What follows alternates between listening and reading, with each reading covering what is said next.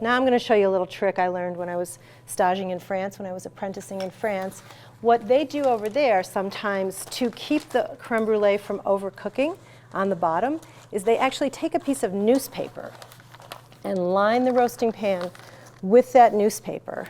And what's going to happen is when we pour water in here, the newspaper is going to soak in the water, and you'll have a thin layer of water in between the metal roasting pan and the ceramic dish.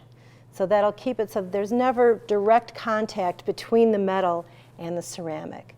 If you've ever had, say, a flan that has sort of little pinholes in it, when you cut into it, that's why it has those pinholes. The custard's actually been overcooked.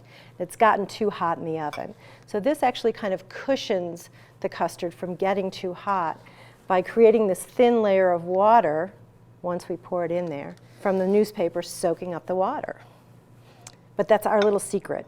I had to, they weren't going to show me that, but then they're like, come here, let me show you a secret.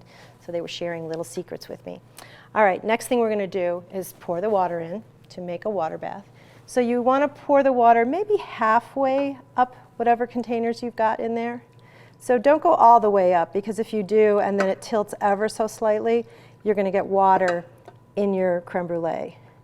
Let me put that one back down. There we go. And you can see how the newspaper is soaking up that water. So now we've got a thin layer of water in between our ceramic dish and our metal roasting pan.